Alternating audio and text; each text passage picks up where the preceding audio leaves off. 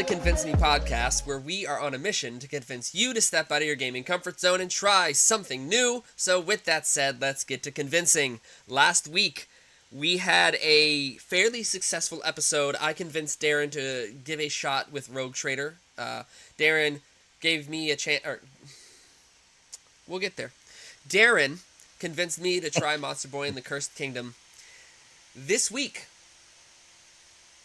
we are going to man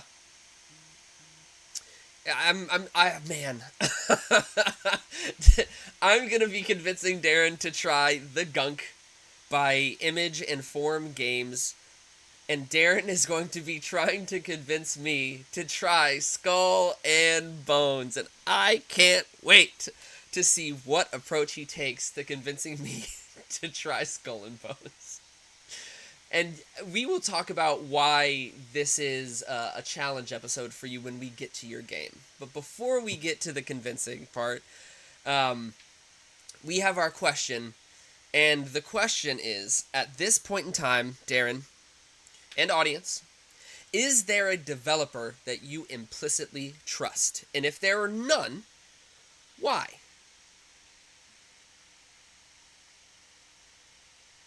Implicitly, man. There used to be for me. There absolutely used to be. And I think they've done a lot to rectify why they used to be. I mean, because obviously we're both talking about CD Projekt Red. The launch of Cyberpunk was not stellar by any means. Now, the circumstances around why that's the case definitely have to come into play. Because, I mean, you can't send a studio death threats every time they delay a game and expect them to release a product that they're proud of, you know? So to an extent, I'd still probably say CD Projekt Red, but I mean, at this juncture, that's hard to say because I have like a gut answer, but my sample size is 1, right? Because at this point, if Sandfall put something in front of me, I'm gonna play it.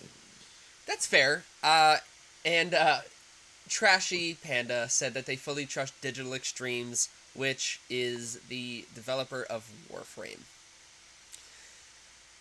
Trashy Panda has an ungodly they know what they amount made. Of hours.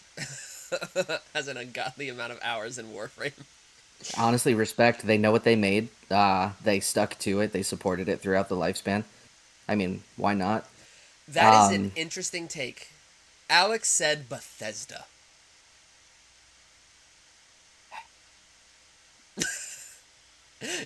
I love the idea of trusting Bethesda, but I think it's such an interesting concept because when you get a Bethesda product, you know that you're getting a certain amount of jank, and you almost look forward to the jank because the jank ends up just being a feature, which makes the game breakable so that you can do whatever you want to play.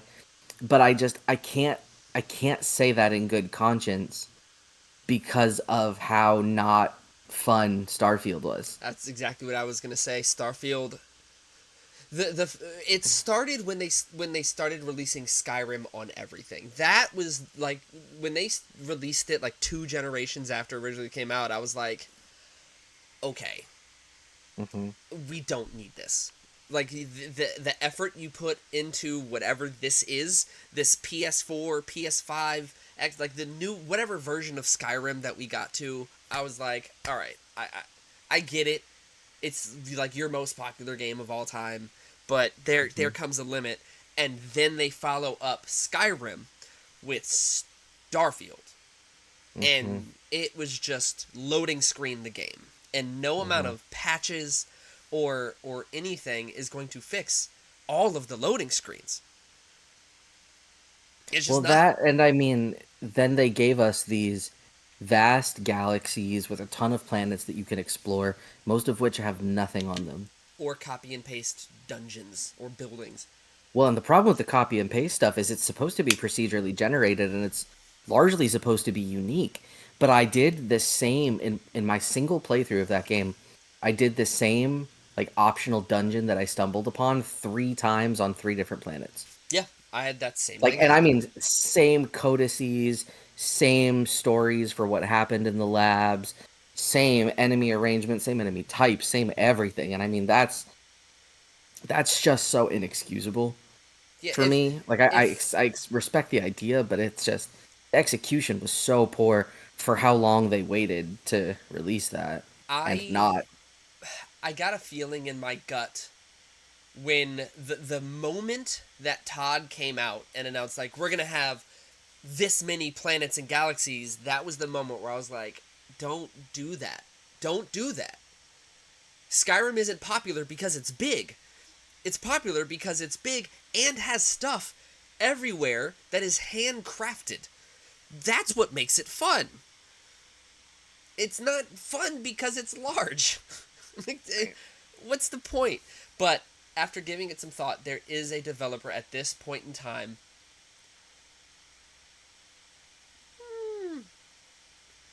So I am. This is someone in the chat. I am not saying that Bethesda quality is high. I'm saying that Bethesda's jank introduces a community who feel compelled to fix and amplify, resulting in an often better product when modding versus average games.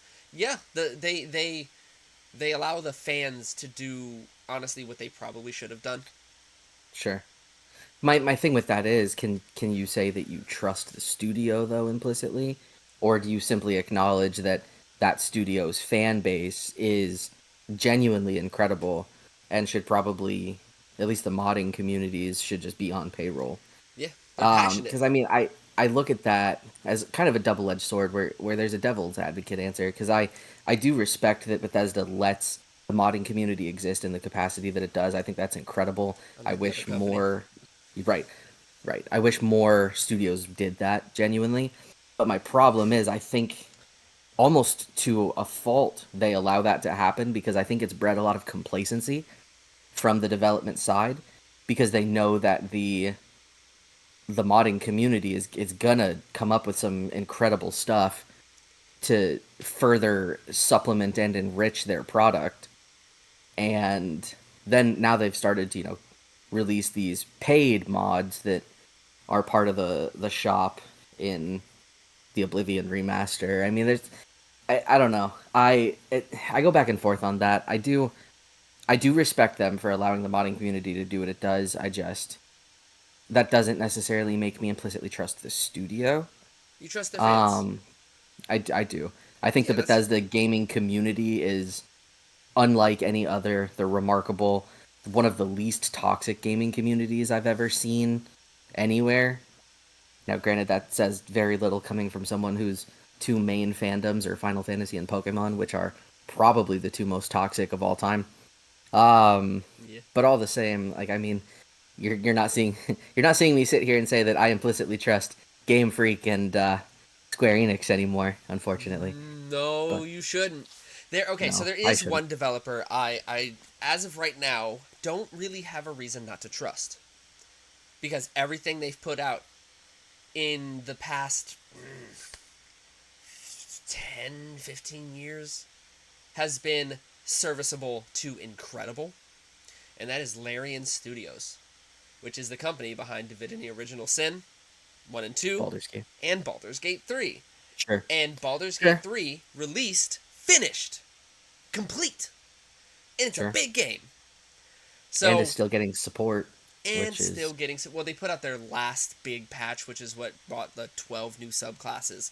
But they're still supporting it. And unfortunately, they did say that they are not working on. They are not going to be the studio behind Baldur's Gate 4. But whoever is the studio behind Baldur's Gate 4 has big, big, big shoes to fill. true. It's software. It is great. Okay. I don't know why I forget about them as much as I do. What's Because the other they, one that we've recently been talking about a lot? uh, as far as what, like, Uh, I jokingly an episode or two ago said maybe this is actually your new favorite studio. Who was that? oh, I don't remember. I'll have to go back and You know look. what I'm talking about, right? I remember you saying that, but I don't remember who it was. But for those who don't know, it is the studio behind Doom and a lot of really amazing first-person shooters. Yes. Uh, I know. I don't think it was. Oh, you trust FromSoft. You know what? That is a great answer. That is a really good answer. Yeah, I mean, Obsidian, but only New Vegas' Obsidian, not the new Obsidian. I mean, yeah. not Avowed Obsidian. But Oh, but Avowed had the bones. Avowed had the bones. But it you did. know, FromSoft. Okay, here's the interesting thing. Yes, FromSoft, but for me, only if they are making a single player game. This whole Duskbloods and Elden Ring Night Rain, that's not my cup of tea. But I can't sit here and say that people aren't enjoying. Um, well, Duskblood isn't out yet, but people are enjoying Elden Ring Night Rain. It's just not for me, so I don't think it would be fair to say I don't trust them implicitly Sure. because they made a game that style and genre is not my style and genre. But that's not a knock against them. They're trying something new. I love that they're trying new things. Sure. Uh, Kojima Studio. That's an interesting one because they've only put out 2 games so far, which the first Death Stranding was very well received. Um, no, I actually think the first Death Stranding was kind of in between for people, but Death Stranding 2 is getting stellar reviews, which makes me want to play 11-bit it. Studios. That's 11-bit right. Studios is who it was. That's right. But Kojima Studio, I'm so curious about. I think it's OD is what the new game is called. I still have no idea what it is, but I do trust Kojima. Kojima is someone that I absolutely trust because he's the kind of person. He's an auteur because he Hmm. oversees every aspect of his game, and I love personally every single mainline game that he was fully involved in. Sure. Phantom Pain fell off at the end, but I think all that happened after he had left the studio. But the first part that you could tell he was involved in, I don't think I'm misspeaking, but the part he was involved in, loved it. Metal Gear Solid 1, 2, 3, and 4, absolutely S tier games for me. Love them. So yes, I would trust Kojima. It's also worth saying, not necessarily for me, perhaps, just because I haven't really played a lot of them, but I don't think it's a stretch to say that the gaming landscape as a whole implicitly trusts Rockstar still. They yeah, people don't really have a reason not to trust Rockstar because every Grand Theft Auto and Red Dead And and Red Dead, Bully, yeah. yeah, no, those games Hmm. are absolutely beloved. So I think Rockstar, they're taking their time with GTA 6. I think GTA 6 is going to be huge. Yeah, it's gonna be a monster and probably cost $100, but I think That's that's neither here nor there. also as far as Metal Gear Studio, that's Konami. I do not trust Konami. No. I do not trust Konami because I don't know the full story, but I'm pretty sure they ousted Kojima. Like he left because of them, and then they released Metal Gear Survive, and it's like, what are we doing here? And yeah, I don't know. I don't work there. I don't know, but I don't know how I feel about Konami. But what are you gonna do? We could talk about this for a very long time, but I do want to get to the meat of the episode, Hmm. which is convincing. And Hmm. I'm very excited for yours, Darren, which is why I'll go first, so we can just Okay. let you go. We could just All let you right. go. Okay. So Carry on. my game is called The Gunk by Image and Form Games, and some games that they're known for are the SteamWorld games like SteamWorld Dig, SteamWorld Heist, SteamWorld Quest. Are some of the ones that I believe they've worked on, and this game is interesting. It's very short. I beat the game and did it in about 5 hours, and that was with exploration. I do I I'm gonna get back to that comment after I finish my segment because I would Okay. love to talk about them. Look at chat. Look at the comment. Oh. That Oh. is an interesting one to choose because they do what they do well enough. But we'll get there. We'll get there. I do want to talk about them.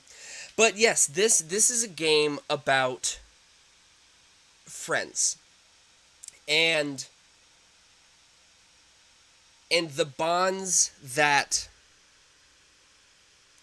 make you who you are. So the Gunk takes place on a planet. You play as Ronnie, and you have somebody who's on your ship named Bex. And you crash land on this planet. Or no, you land on this planet. You don't crash land. You land on this planet, and your job is searching for salvage because you're salvagers, and you are trying to get enough salvage to get a big payday to basically survive.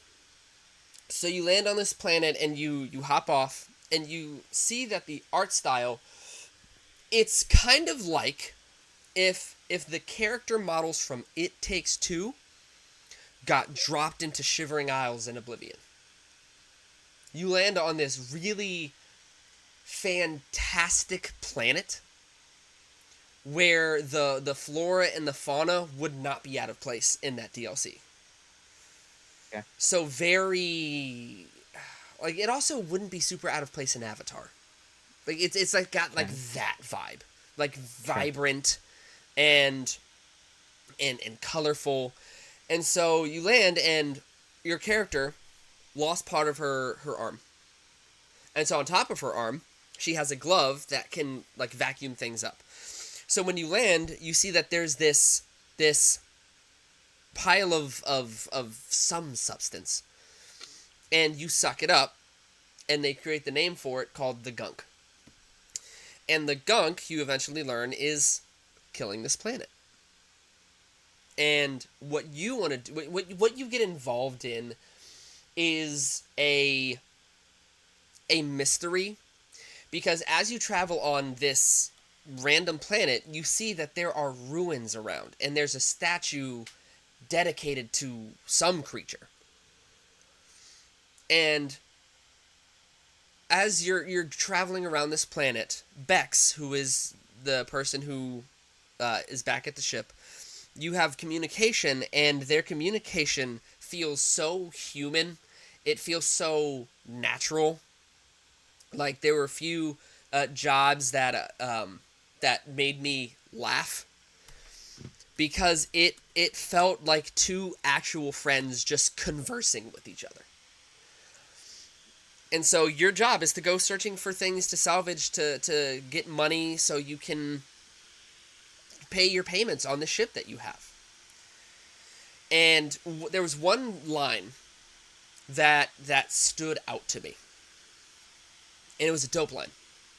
They're talking about your character Ronnie is a bit more optimistic and a bit more curious than Bex. And as you're traveling further away from your ship, she's like, "Hey, basically, I don't think this is a good idea for you to go so far." I don't remember the exact context, but then Ronnie, your character, says, "I want to follow." One of them says, "I want to follow my dreams." And then I think it's Ronnie, and then Bex says, "I don't like to think about my dreams until they're within reach." It's like, okay. But then your character Ronnie responds. And she says, "Every dream is out of reach. If it was in reach, it'd be an option." And I was like, oh my gosh. That's such a good line. That's Somebody got real high and wrote that. That's so good, though. Because if your dream was within reach, it's not a dream. Yeah. If it was in reach, you just do it. So I was like, all right, I'm into these two's relationship. It was very, very real. And so the gameplay loop is you go around, you hold the right trigger, and you suck up this gunk, and then as you suck up the gunk, the area that was dead starts coming back to life. So like the plants sprout and open up new paths for you to go exploring this planet. And as you scan new things, so you hold the right bumper and you can scan items and it tells you more about what it is, you get you build a progress bar towards getting upgrades. And upgrades are you eventually get in a combat with these little like bug things, and then there's a charging beast, and you get upgrades to help you with sucking up the gunk faster or helping you stun the beasts. There were 15 total upgrades. I ended up with 12 of the 15. I believe it was 12 of the 15. And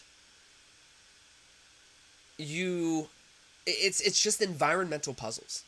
And it it was just fun to play. I don't know if it's because I looked up the length of time beforehand, but I didn't feel like there was wasted space in the levels and in the script. It felt like everything you were doing was pushing you towards the end goal. Because you know how sometimes when you're playing a game and it feels like you're fighting enemies or solving puzzles just to pad time. Yeah. And when the moment you enter a big room with a lot of like boxes and platforms, your brain immediately goes like, oh, it's a puzzle room, I don't want to do this, I just want to get to the next scene or whatever. This game didn't have that. Or at least I didn't feel that way. And as you're going through these ruins, you realize that this thing that's basically killing the flora and fauna, like these creatures lived here. There were creatures that lived that inhabited this planet, and you really want to dig into this mystery to figure out like who is this a statue of? Like, why is everything in ruins? What happened here? And as you go through, you unlock that mystery and you find out what these things are and how they came to be and where they went. And there was a point in the game, because I don't want to say too much about the story because it's such a short game, talking about it too much, like, you're gonna get the story. Sure. But you eventually begin to communicate with one of them, because you can scan the like these plinths or plaques that are around that have the alien language, and then eventually you learn to like what their words mean. And there was a point in the game where you reach your critical, I forget what the term is, where like you reach a low point. And the game had me convinced that it was about to end in a way that I didn't expect. And I don't know how to say this without like spoiling too much, because I do think anybody who hears this should play it. But you know, the game had me fooled. I'm not gonna lie. It was something that happened in like the last hour or so of the game. The music is very outer spacey, whimsical, really good. There were a few melodies that played while I was going through the levels that made me stop for a second and appreciate them, which I always love. And let me break down the combat. So you don't have a weapon. Your combat is, there are some objects you can suck up with your glove, and you can throw them and they explode.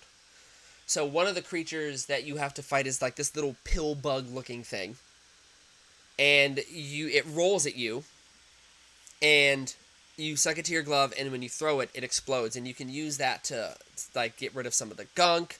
You can use that to hurt other ones of these animals, and it was pretty challenging.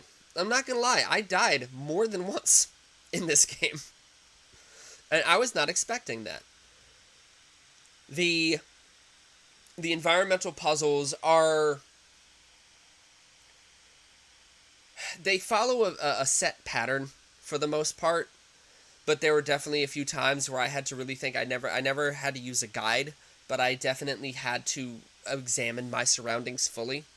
But most of the puzzles were, you eventually get this pulse blast, and that pulse blast you can upgrade to stun enemies. But you use that to shoot little lights to open doors. there are these bulbs and then this like pool of green stuff that you throw these bulbs into and it sprouts like a mushroom plant. And it was challenging to not go the right way. Because there were a few puzzles and I would solve the puzzle and then I'd start moving forward and it looked like it was the next main area. But in reality, it was just like a secret area that I had found because some of the puzzles that you solve are pretty out of the way and you have to really search around to find them. But yeah, no, it challenged me in combat a few times, but overall, I think anybody who even has a modicum of interest in gaming could play this one. The convenience of scanning things, so you have to scan a certain amount of items before you can unlock the next upgrade thing, and you suck up materials to basically get resources to build these upgrades that you unlock. And what was really nice is as you hold the left trigger down, it aims your hand. Her glove was called Pumpkin, so she would constantly be talking to her glove. It didn't talk back, but she was completely alone. And there are certain times where she's cut off from Bex and can't communicate, so she talks to her glove, which is really adorable. And as you're aiming, the things that can be scanned light up green or red. Red means you've already scanned it. Green means you haven't scanned it yet. So the game has a visual cue to tell you what you've scanned so you don't have to go around scanning everything. That's nice. So that was really nice. And it's a game that you can honestly just just sit and play in a day. Hmm. And that's something that I think is something that can be appreciated. I mean, it kind of sounds somewhat derivative of like Super Mario Sunshine in a way. I could see that. Yeah, like there's some similarities in how you're explaining it. Not in a negative way, of course, simply in a Oh yeah. well, there's mysterious substance that you have to clean and you clean it and you don't really have a weapon, but you have a thing that you can draw stuff in and then spit it out. Right. Like it's very similar from like a fundamental mechanics perspective, but I mean Super Mario Sunshine is also probably my favorite 3D Mario game, so I mean that's nothing Really? wrong with that. Over 64? Yeah. Yeah, and I think that's Wow. largely because of the time in my life that it came out. Um, but that's neither here nor there. Um, I mean, yeah, I like a good short game. Nothing wrong with that. That sounds like a really good game for if I had to travel. Yeah, like if you had like a 2 hour, 2.5 hour flight, you could play half on the way to your destination, then finish it on your way back. Like that's Exactly. totally a thing. That'd be super nice. Um, Agreed, So yeah, Trashy. I mean, Sunshine and Galaxy are top tier. I have a confession. absolutely. Never played Galaxy 2, which a lot of people say is like the best Mario game of all time. So, you know, Yeah. did play Galaxy 1 though and beat it. But that's the game. Like it's because of the short nature of it. Like there's not a ton to say because the gameplay loop is very similar. Sure. It was nice. It felt like you were truly sitting in on two friends having conversations. Like they argue, they banter, they talk about like things that friends would talk about, and it was really nice. I'm sure if I was smarter, I could uh, talk about like the allegories and metaphors that the game makes. But man, I mean, you don't even that at that point. We're not gonna get any contrived nonsense on here. At that point, I would just go look for interviews from the developers and see if they made any comments about that directly. I'm yeah. not. I listen. I took enough English classes in my life to know that So I'm sick and tired of inferring meanings from other people's work. so Trashy asked. The game is called the Gunk. It is on Game Pass. But Mhm. I teach, right. I taught third grade for 6 years, and I've been in a media specialist, so I deal with books. but I have never been able to read a book and be like, oh, this book. I think the reason the author made this door green is because they wanted to invoke the like. I can't do that, man. It's a green door. I okay. Great. So when Darren was a wee lad of 17, he was an IB kid. And as an IB kid, of course, you sit for your IB tests. And growing up in America, you, of course, end up taking higher level English, which is effectively between your junior and senior years. You read a ton of world literature and then some, like, what would be considered like classic Americana literature as well. Um, but one of these sections, because the IB higher level English test had 3 parts.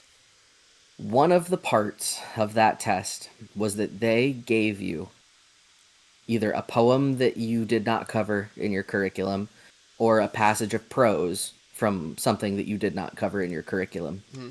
And you simply were given pieces of paper and go analyze it. And so I wrote 11 pages, front and back, about this poem that I think was about changing of seasons as like an allegory of life and death. And like it was the most pretentious, pompous, nonsensical, farcical thing I've ever written in my entire life. But I like like apparently I farcical. did really well. Farcical. I mean, I like farcical too, but it's definitely farcical. But like that was what was expected, was for you to just ooze your own nonsense all over it, and the Wait, fact that that's just what's accepted as like 11 an pages front. 11 So you pages wrote 22 front and back, pages? 11 pieces of paper front and back, 2.5 hours. In 2.5 hours, Oh my my hand god. hurt so bad because this was all handwritten too. So Computers it didn't was exist back in our day. No, it might as well not have. I was the kid that had an Alpha Smart because my handwriting was I I had an IEP. I don't think it was a 504. I had an IEP for my handwriting. I had a tutor, and oh That's man, this is a tangent. You crazy. want to know the best part about my tutor? So I was in kindergarten or first grade, don't remember which, and I had this lady come and take me to tutor me in handwriting. The craziest part, this lady had a hook hand. So the lady teaching me how to write better had a hook hand. And I remember being in elementary school, and the only thing I could do was stare at her hook hand. The whole time I'm supposed to be learning how to write. All I hear you saying right now is man door, hand hook, car door. And I can't shake it. Um, She, but it's anyway, like, you know, anyway, what are you gonna anyway. do? Yeah, I'm convinced. This sounds like a great travel game. I dig it. I like stuff like that. Travel games are good. Okay. Now we get All right. into the whatever it All is right. you're gonna say. Okay. So, I was like, okay. was I playing hooky? That is Ryan, so mean. That your life is a is cartoon. Oh, playing. I was playing hooky with the lady with the hook hand. I mean, at least it Well wasn't a done, story Yarmus. about his. Well At least done. it wasn't a story about his like proctologist having a hook hand, because that's a whole different problem. Um. Well, Well. never count me out. Anyway, so last week I before I disclosed the title of what I was playing this week, said that I was going to potentially play what might widely be considered the most important game that has ever come out, but at least that has come out in the last 10 years. Mm-hmm. And we said that we would discuss why that is this week. And so now it is this week. So, Skull and Bones by Ubisoft, specifically headlined by Ubisoft Singapore. Mm-hmm. Ryan, you know, Mm-hmm. this is this was a game that was touted potentially as the first ever quadruple A game Now, ever. pause for a second. So, Can you elaborate uh on like oh, what hold the does? thought, hold the thought, Oh, hold the okay, thought. okay, okay, We're coming to there. okay. Ryan, I want to ask you. Yeah. If I told you that this game was published by Ubisoft Singapore, does that mean anything to you? No. Okay. What if I told you this game was published by 11 Ubisoft studios simultaneously working on this game? 11 Ubisoft studios worldwide worked on this game.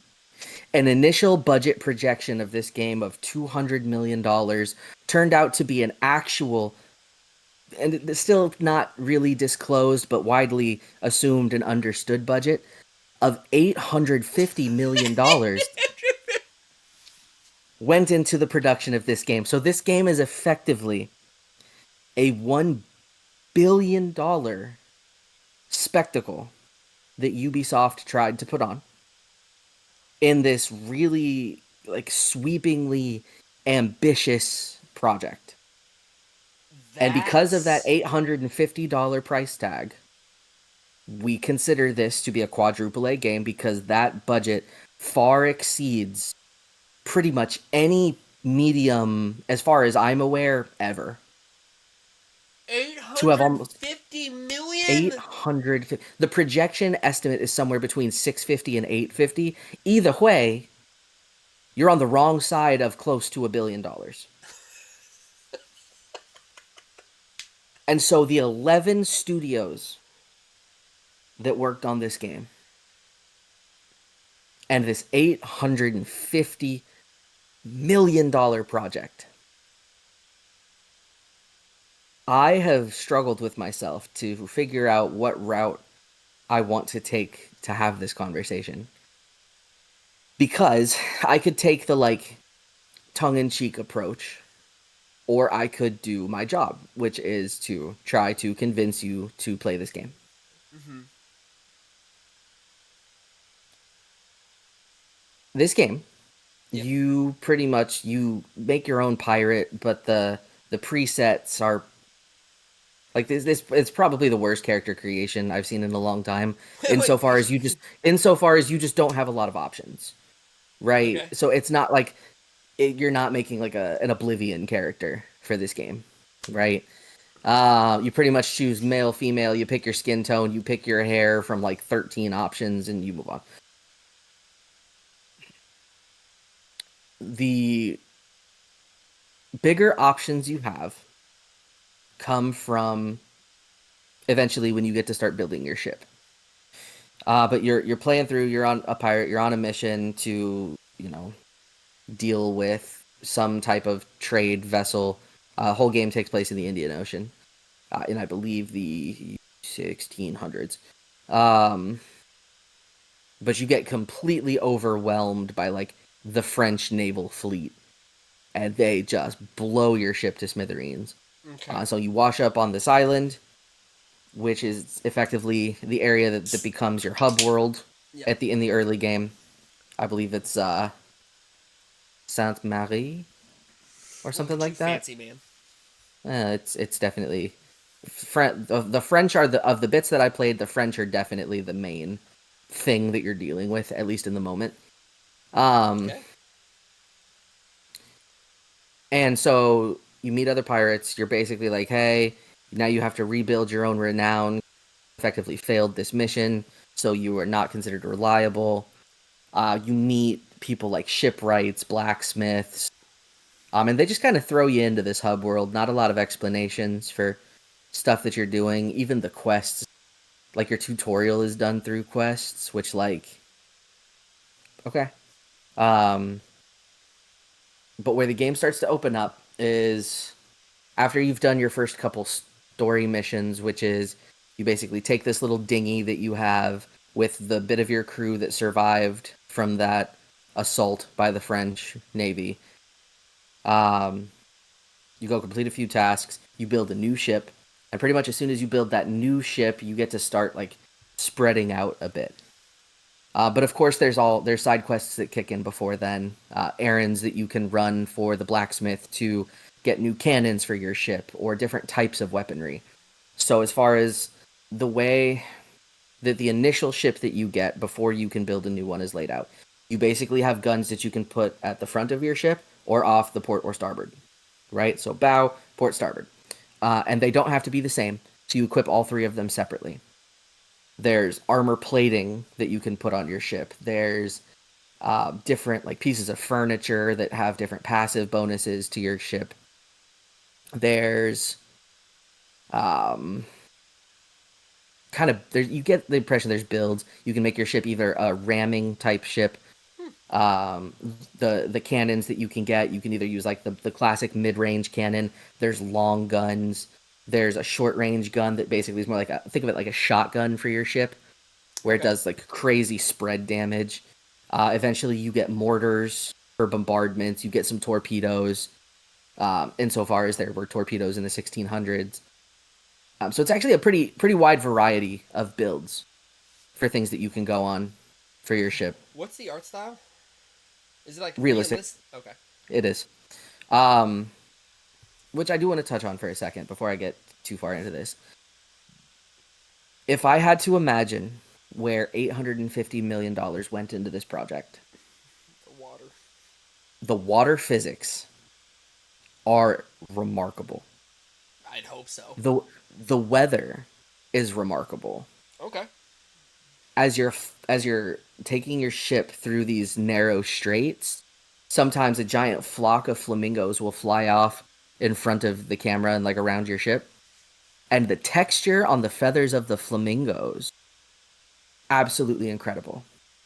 So all the budget went into graphic fidelity. Graphic fidelity and truly building an environment that made you feel like this is really pretty. This feels like I feel like I'm here. Okay. And Fair I enough. will say that to me is an overwhelming success. And so effectively what your gameplay loop becomes is depending on who you're doing quests for or if you're pursuing the main quest, right? Um, it is you're going to go and you're going to either plunder a settlement where you go and there's an interact prompt with the settlement where the people on your ship will de-ship, disembark, whatever, Yeah. and start like raiding the city, and they're sending up signal flares, and so support warships from whatever faction that settlement belongs to come and attack you, which is basically a survival time type of thing where ships come, you destroy the ships. Once you've destroyed the ship, there's like a little bar at the top to indicate the amount of time you've spent. Okay. Once you destroy the ships in that wave, the time goes faster until the next flare goes up for the next ship. And at the end of each wave, you get loot for stuff that you can either use to upgrade your ships, upgrade your equipment. So like eventually you get the ability for your crew to have muskets, so that when you get close enough to somebody's ship, you can press a button. It will like cripple the other ship from a crew perspective, and their health bar goes down pretty substantially. So the different combat mechanics is where the next bit of budget went. Okay. Because every single weapon type feels drastically different. You are rewarded for, rather than just blowing them out of the water, bringing your ship up close, and then again pressing the prompt to basically board that ship and clear it outright, because then there's less collateral damage, so your crew can just bring back more treasure. And then you can Gotcha. use that treasure to either sell to make more money, which you can use to buy, cosmetics or blueprints to build new things. Um, or there's like a scale upgrade process for materials. So like as you collect white rarity things, you can turn them into green rarity things, so on and so forth. Because again, in classic Ubisoft fashion, there is the typical tiering system, white through orange, um, where better things require more rare materials. Each time you level up your renown, which is pretty much your similar to the Assassin's Creed games, whereas you do more things and you like, level up. But Okay. you get a chest, and that chest has cosmetics for your pirates and your crew, and probably some decent materials, sometimes new weapons for your ships. Okay. Um, so you can really build your ship to be whatever feels good to you. What I ended up going for is off the bow and off the stern. I had long guns, which were effectively like the sniper, because there's weak spots of every ship. You hit those spots, you basically do critical damage, and it really chunks them out. Um, Off of my right, I had the shotgun. Off my left, I had torpedoes. Don't know why I did it that way. It's just what I did. But that felt good for me. So your loop is take a quest, go defeat a bunch of ships, either with a certain weapon type or, again, do the plundering of the cities, come back, collect loot, repeat the process. First person or third? Third person for the ship. Well, third person for when you're not on the ship, which is almost never. Really? Yes. You are only off your ship to basically get quests, go to the bounty boards, do buying and selling, um, things like that. Otherwise, pretty much the entirety of the game takes place on your ship. So that's where they put the budget. They wanted that to be as good and as real as possible. Now, it is one of those games, just like old classic Anthem, where other players are in the world at the same time as you. Can they grief you? They can. You can join up with them to do some tasks. They cannot destroy your ship unless you are in the PvP mode, which there is. It is separate. Okay. So then they So the can't PV grief you. you can still crash into their ship, which does suck, and you do take mutual damage, but you're not like shooting at each other. The Ubisoft, there's literally an alert right as you start playing, like, hey, these are people just trying to play too. Don't be a dick.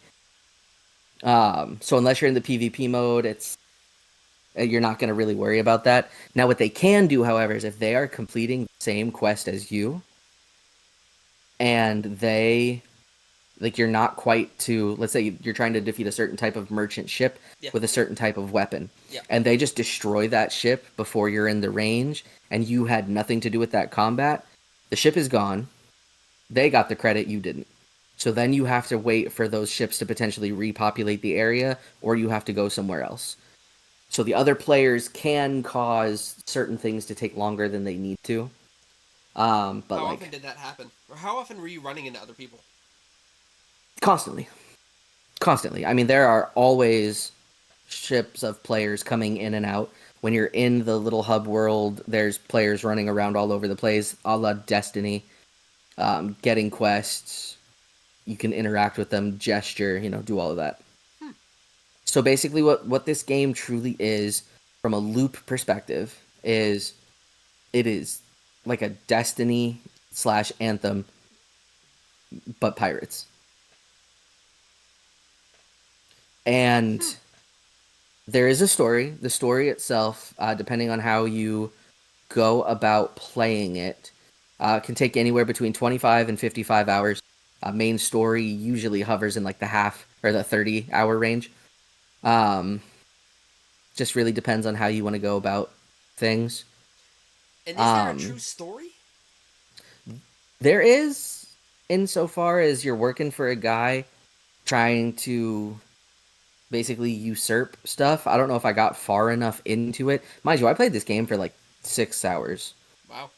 So like I didn't put a small amount of time into it. You could have beaten I the book in did that spend time. a lot of time just wandering around. Like just wandering around on my ship, doing side quests for things.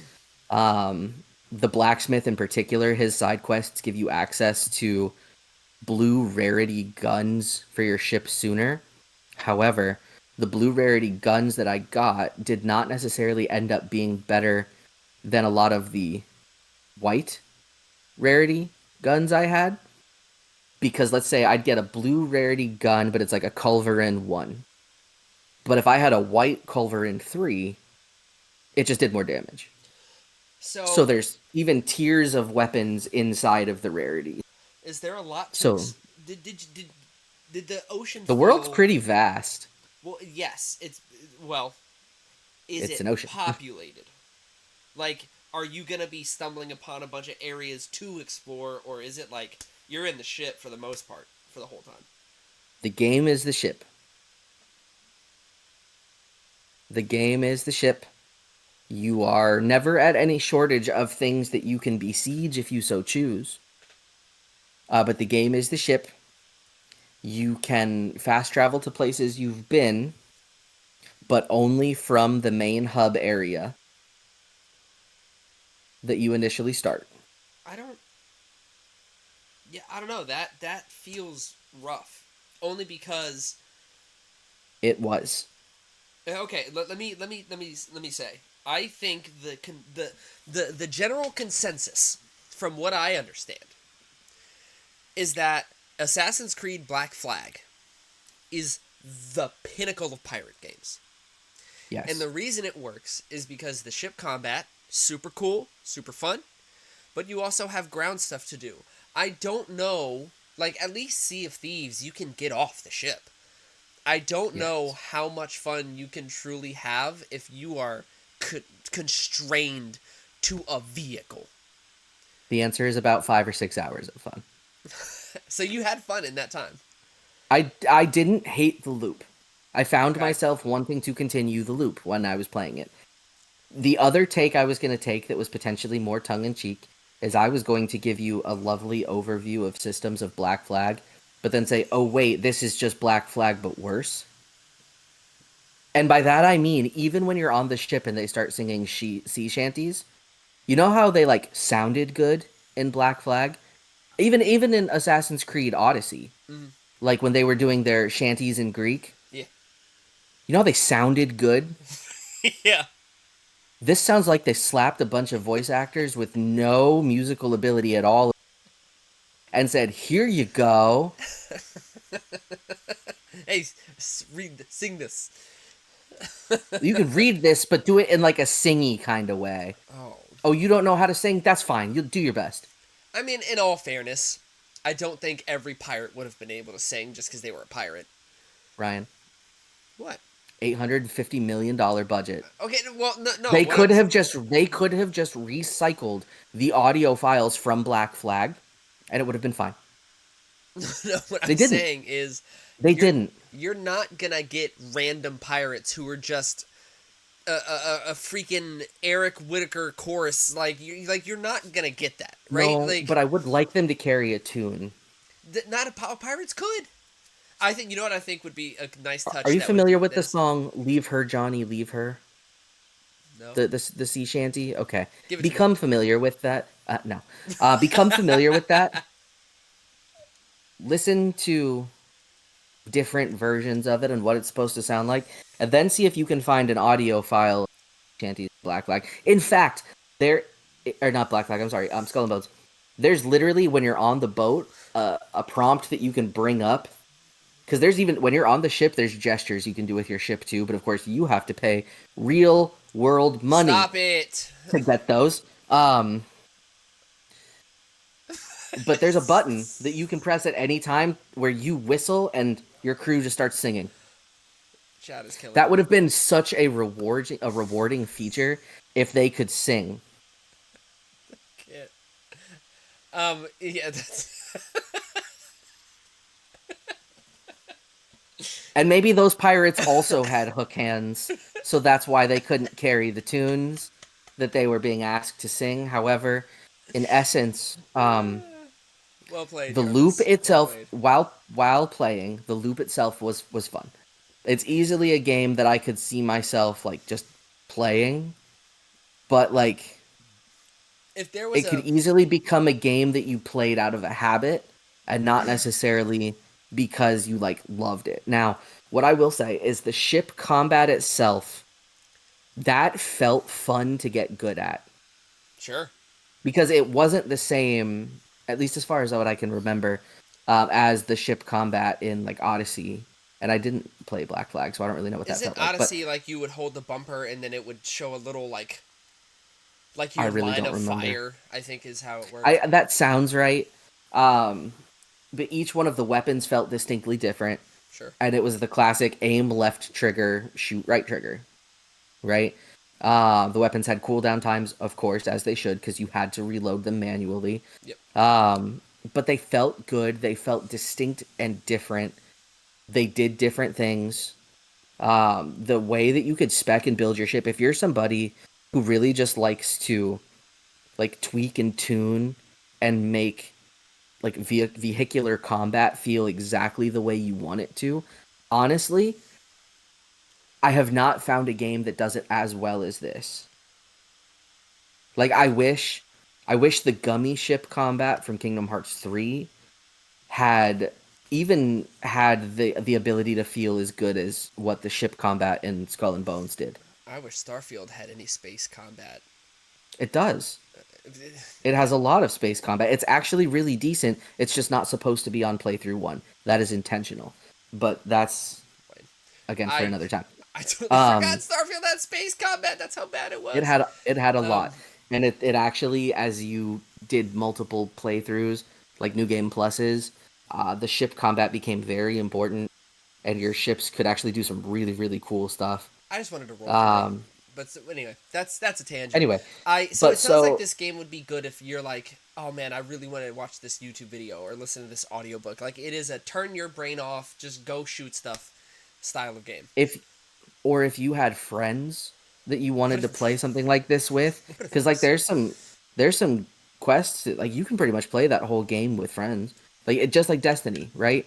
Effectively, it's just a live service pirate game, which in and of itself comes Sounds with its terrible? own cavalcade of problems. I think Sony's And so the realizing that yeah, live service is not the future. no. And the problem ultimately is the second you get bored with this game, you'll never pick it up again. Yeah, that's fair. So as soon as the loop gets boring, that's it. Yeah, no, I don't think I'm one of the people who has been like vying for a good pirate game,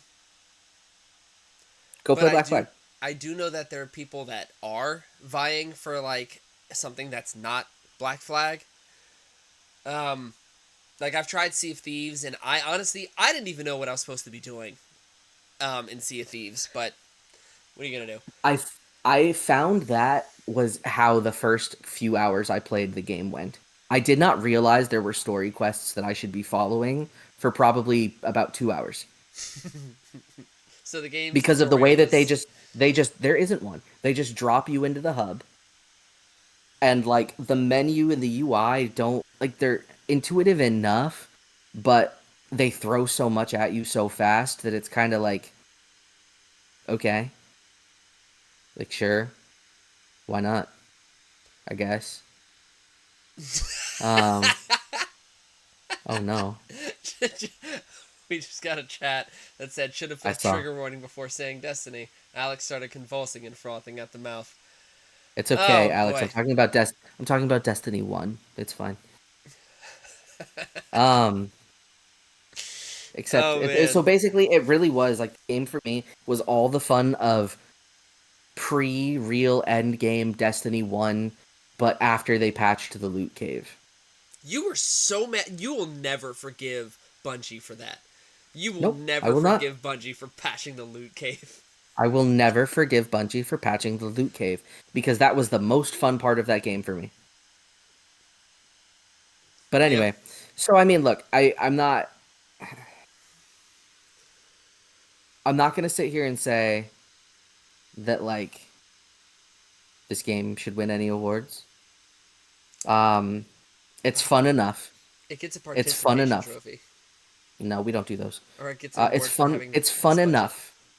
It is fun enough. Fair. I I don't know where $850 million really went, but I will say, between the mechanics of the water, really, truly, I mean, it's. I hate the idea that to make water feel like realistic and like believable, that it has to be that expensive to do. But I mean, I'm like, hats off to them. Honestly, I will take nothing away from the art direction of the world as a whole. I will say, you can tell that that's where the attention was, because as soon as you got off the ship, mess.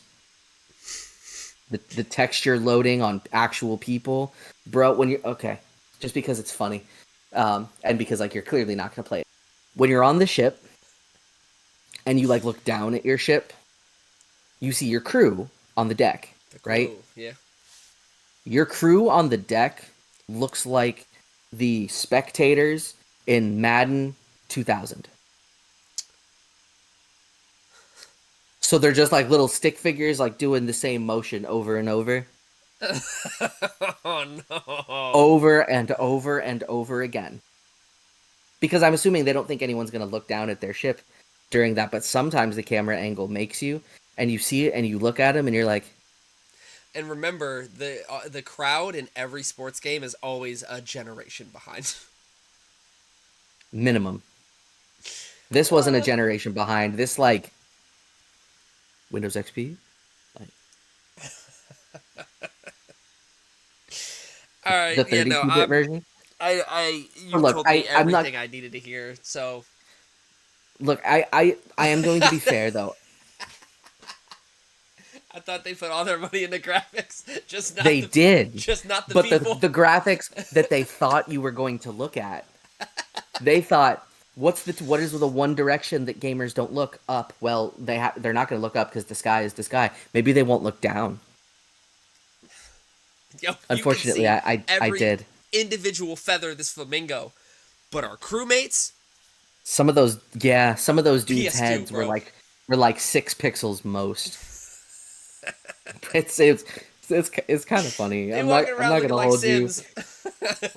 He, that is what it reminded me of. Was like if you had Sims 1 on the deck and like Sims 6 in the world until you got off the ship, and then it was like characters just like dropping out of the sky. Like there uh, was some pretty indefensible stuff. I'm not gonna lie, but like I don't necessarily think the game should have received as much of like overt hatred as it got, I think except for the scope and budget.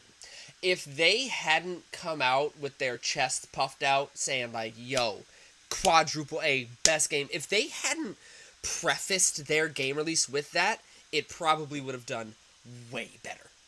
But the moment you tout first quadruple A game, amazing, gonna blow dudes out the water. Literally. Um, it's like Pause. it's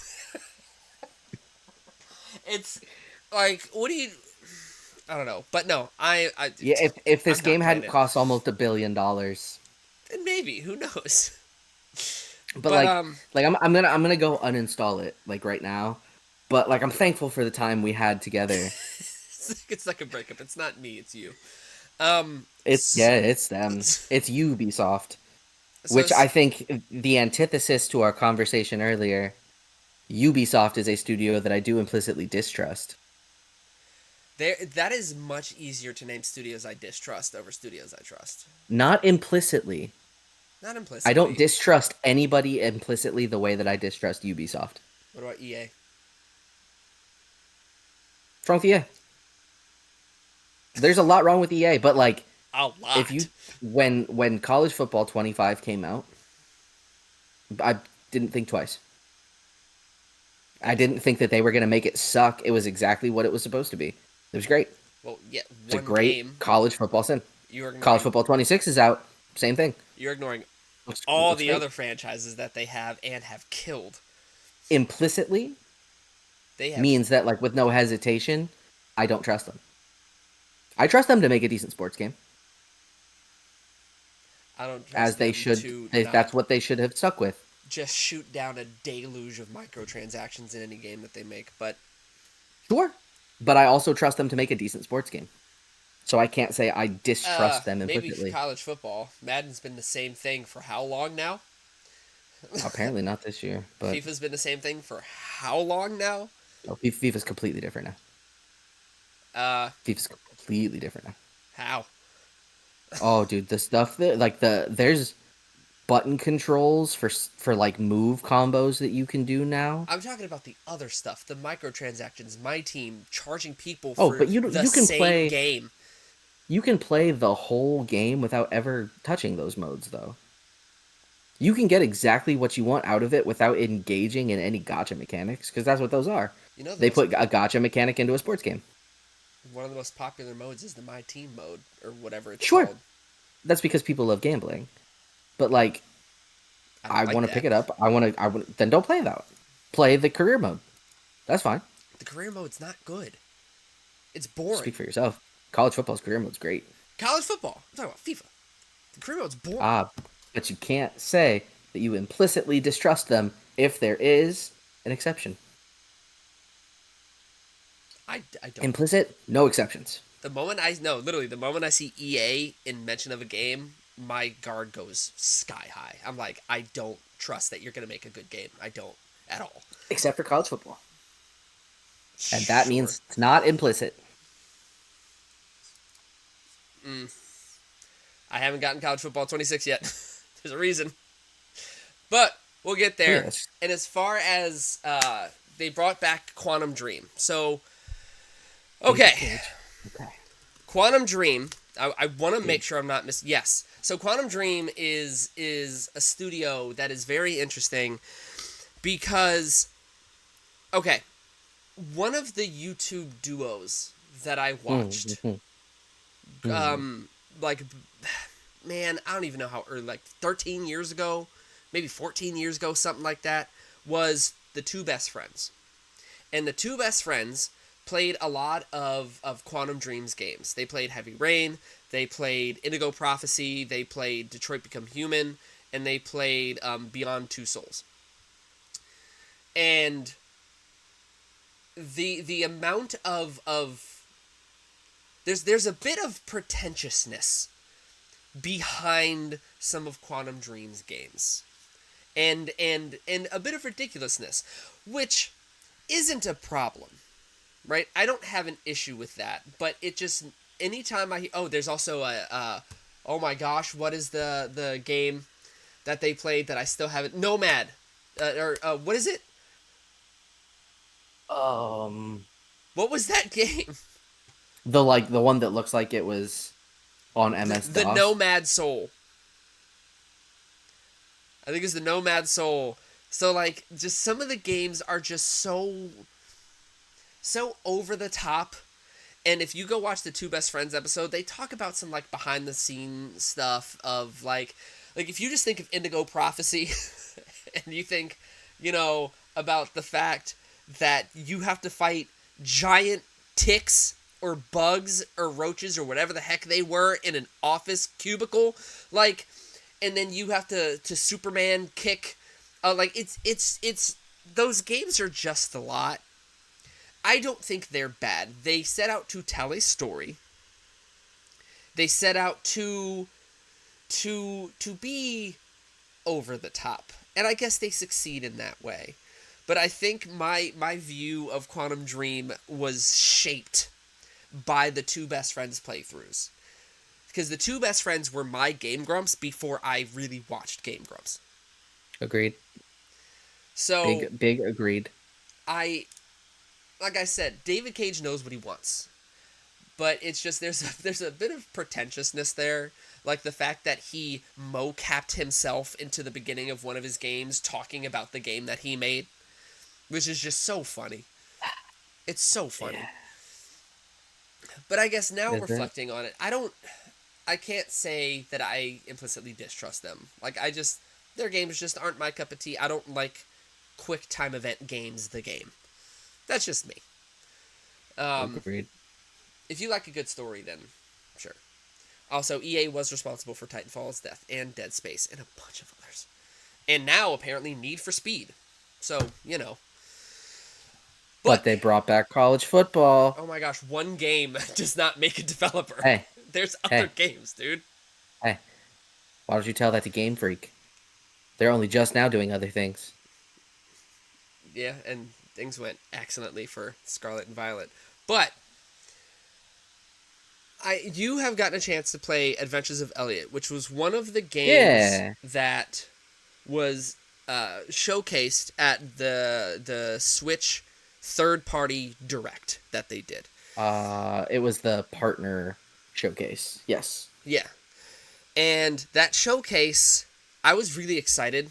I think it was almost like a shadow direct because I think it was only announced like a day or two before it aired. But yeah, both that and the Indie World direct. Yeah. Right. I was really excited for the third party direct because the big thing about the Wii U failing and the Wii failing is that those consoles The Wii U just flat out barely got support. But the Wii, from what I remember, soured Nintendo's relationship with third-party developers Yeah. because of just the way what the console was. Yeah. And then that bled into the Wii U. Also, people didn't really know what the Wii U was. And then the Switch got back on track with third-party developers. And now I was hoping that the Switch 2 would even build that further than what it was. And when I Hmm. watched the third-party direct, I didn't care about anything that they showed except for the last two games, Yeah. which was the terrible named game, Adventures of Elliot, or the Millennium something, or whatever it's called, the Millennium Files, Adventures of Elliot. I don't remember what it's called. But it was that, and then, The Adventures of Elliot, the Millennium Tales. oh my gosh, I was so close. It's not a good name. But then there was Octopath Zero. And out of a, what, 30-minute showcase, 20-minute showcase? I don't remember what it was, Yeah, but it 30 was, or so, I think. I think it was like 30. There were only two games where I was like, oh snap, that looks good. Because everything else I think we either knew about or it was just like, eh. So, my thing with that, right? It's the big important stuff will be on a proper Nintendo Direct, which it was not, right? It was the partner showcase and then it was the indie Direct, right? Those are Yeah, the two that we got. yeah. So, it was really, hey, show us some stuff that you're working on, right? So in that sense, like I'm neither put off nor excited. That being said, the terribly named Elliot game, it's a lot of fun. It There's a really is. demo It's there's a demo. on the Switch too. It's Yep. yes, it is probably the best 2D Zelda game I've ever played. Not now, caveat, I've not played I many, was gonna right? say. But I've seen them all played in various stages at this point, just from Let's Plays, which is different than playing them myself. But as far as how the game feels, how the combat feels, how variable you can actually put some builds together for, the way that they're little magicites where you can grant passive bonuses to whatever weapons you want to be using at any given time. Some of which are really good, like the bow is fantastic, which it's a weird world when I think is good. Um, it's it's pretty fun.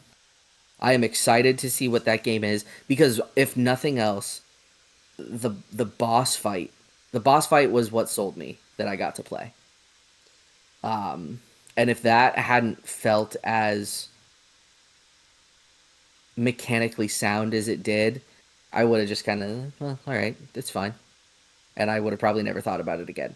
But the boss fight has stuck with me pretty well because it was genuinely, and to have a genuinely fun boss fight in this day and age, especially with a third person action RPG, considering how many Souls like type games I've been playing, for a boss to actually be fun and not make me want to drop kick my Switch off a balcony, love it. Love to see it.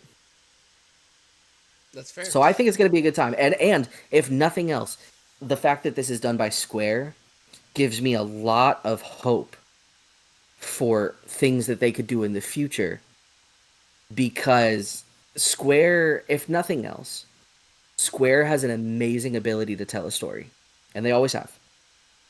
Right? We can say what we will about how trite and overdone the Final Fantasy games are, and how kind of obnoxious some of the Star Ocean stuff has become, or how Dragon Quest has been kind of the same in each iteration, and now they're trying to bring. So I mean, we can say what we can say, but the one thing you can't take away from them is that they know how to tell a story.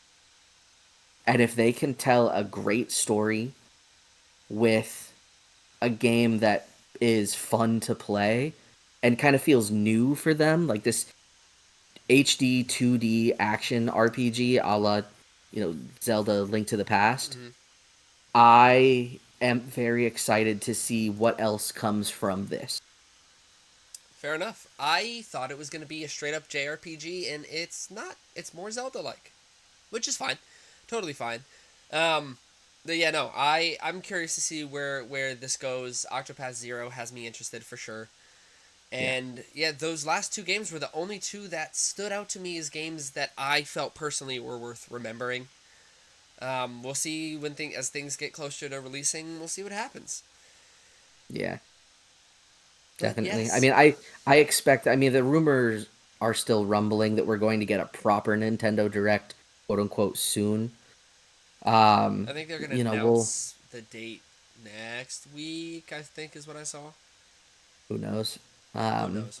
but that will be interesting because I mean, we're still what Nintendo always does is they deliver a mass title in quarter four around. We still don't necessarily know what that is. It's probably Metroid Prime 4. It could be um, the Dynasty Warriors Zelda game that I am forgetting what it's It's called, Hyrule Warriors but the sequel Calamity something. I don't. maybe. Yeah, I don't know. who knows? But either way, like that looks good, sounds fun. I'm probably not going to get it, but you know, whatever. Fair But enough. I mean, they have to tell us what that is because otherwise, how else will they convince people to pre-order things when no one should ever pre-order? No one should pre-order. But with that said, we'll wrap up the episode here. Next episode should be fun. We will be doing our second episode of Convince Me Versus, where Darren and I will be bringing on a guest, and our job is to convince them to pick one of the games that we choose. It is a competition. Last time we did this, I lost because our guest chose Darren's game, which was Dead Cells. Dead Cells, and I tried to convince him to play Wolfenstein, and I lost. But next episode, I will be convincing our guest to try Donut County, which was published by Annapurna, who were known for quite a few games. What Remains of Edith Finch, Sayonara Wild Hearts, which was one of my games, Outer Wilds, and it was developed by one guy named Ben Esposito.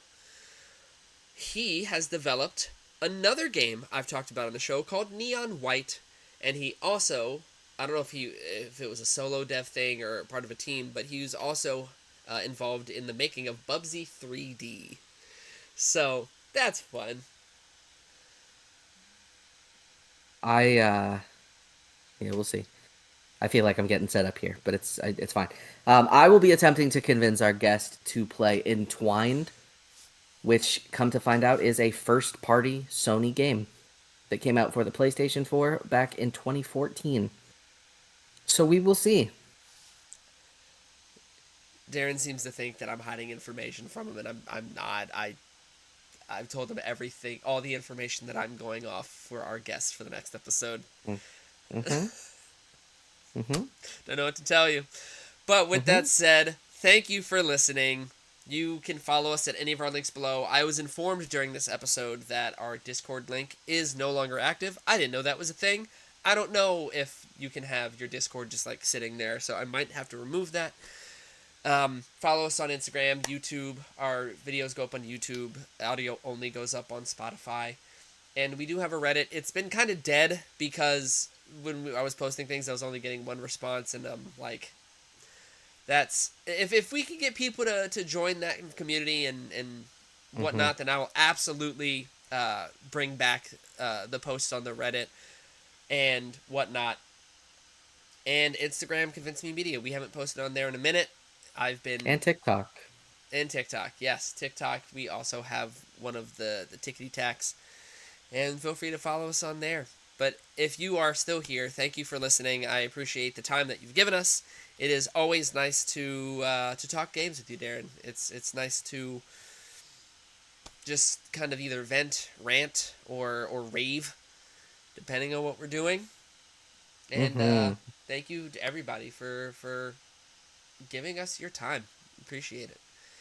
And if anyone from Ubisoft is listening and wants to give this poor person just like a small percentage of the $850 million you spent on Skull and Bones to the one person who just tried to kind of, sort of defend it. I'm here. You sure are. Everyone has a price. I do too. And with that said,